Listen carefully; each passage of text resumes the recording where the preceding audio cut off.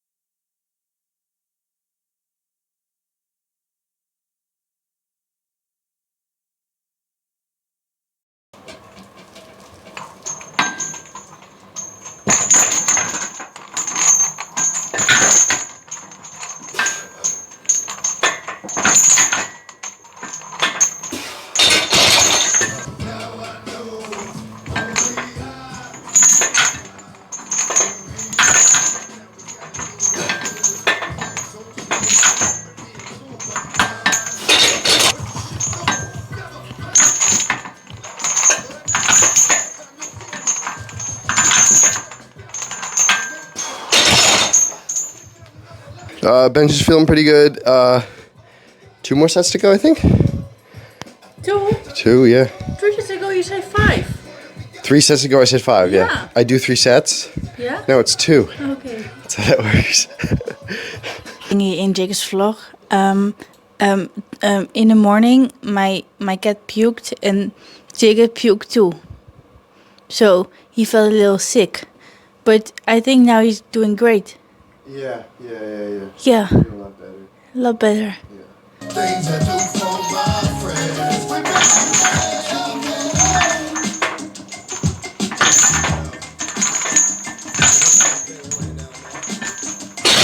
Your future's nothing but amazing. That's just not the case, and I guess I just don't know how to say it. I don't know if you can hear me or not. If you can, I just want you to know you gon' make a lot of mistakes.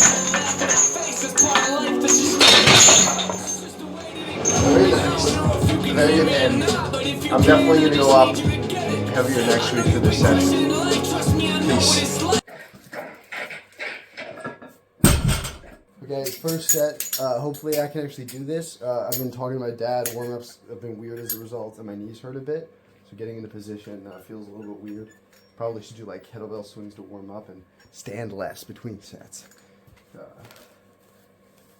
Highlight all the things I wish I never said.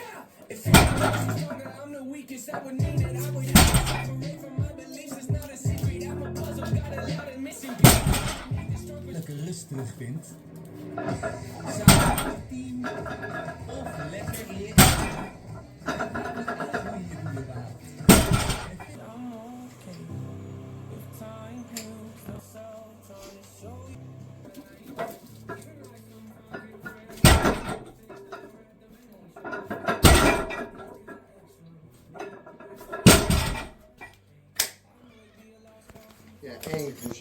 Okay, Jacob. If you need to give Jacob from 3 years ago advice about powerlifting, what would you say? Like, it can be for just one exercise, like just only squat or bench or deadlift. 3 years ago. So 3 years ago I was 22. That would have been just off the back that year I pulled my first ever 320. I was squatting, I think I squatted 270. 260 somewhere in there, benching really low, like 160. I think I would give myself the tip, at least for bench, of trying to push accessories a little bit more.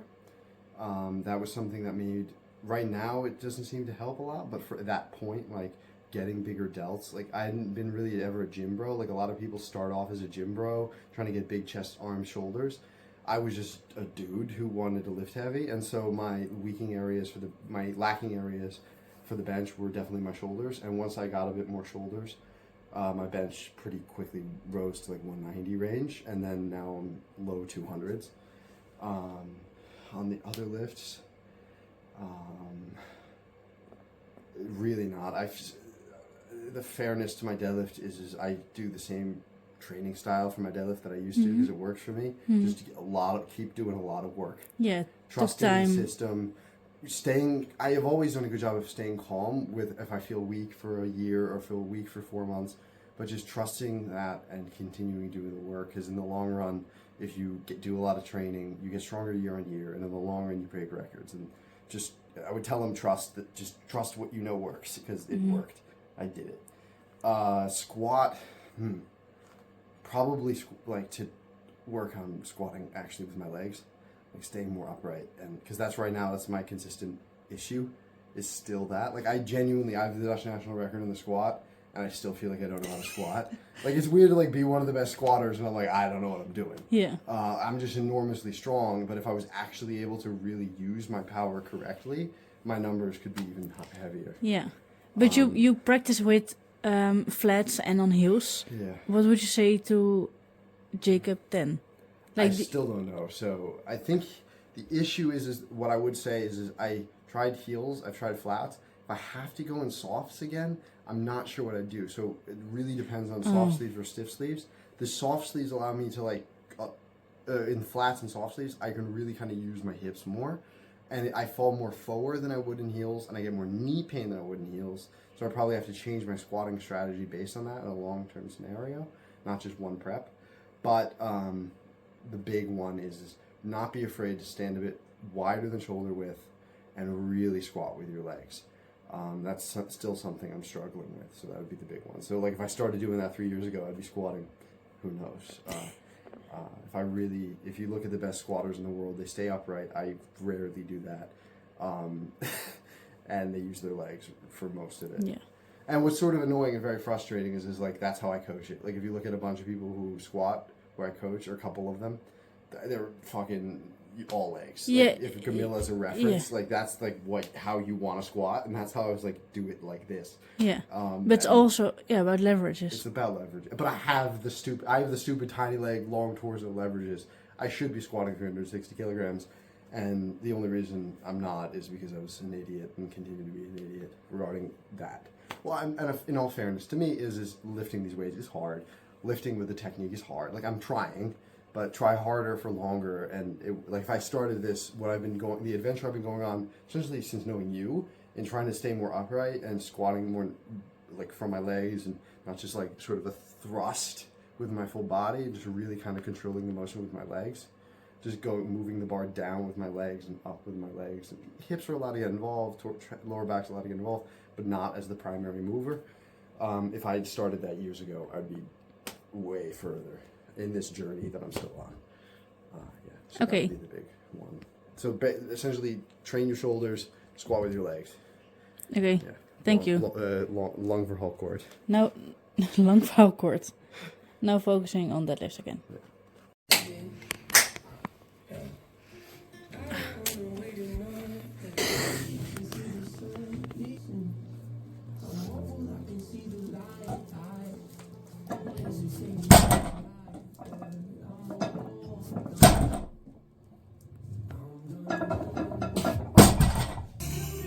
you go.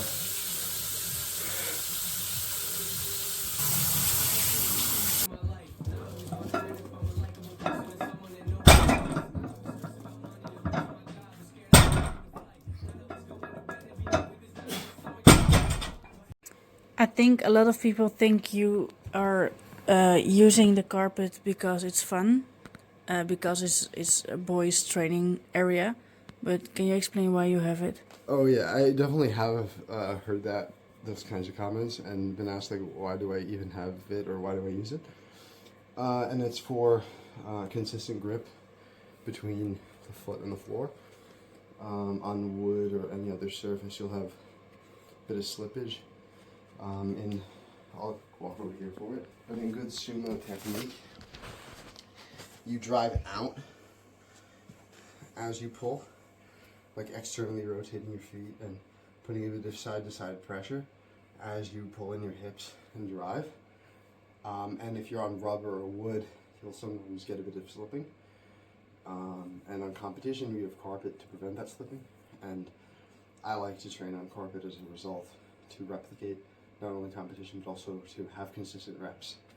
Because that's just one thing that can alter your technique rep to rep.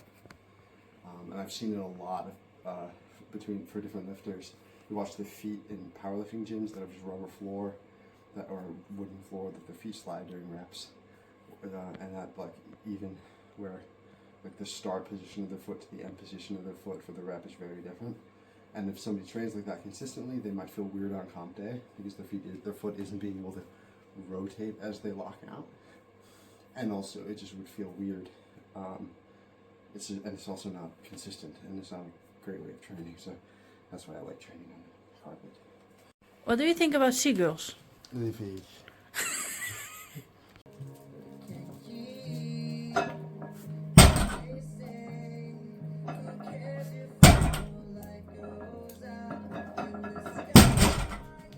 Person that I'm ever gonna ask. Tell me what's real. Tell me what's the point of love. Tell me how to feel. Tell me what's wrong. I tried to call. Pick up the phone.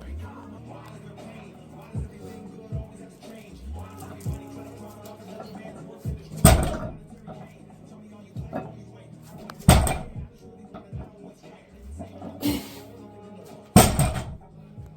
One more. What I was doing with myself, it's just much closer to the wall or playing with it in my hands. I need to make it a little bit harder.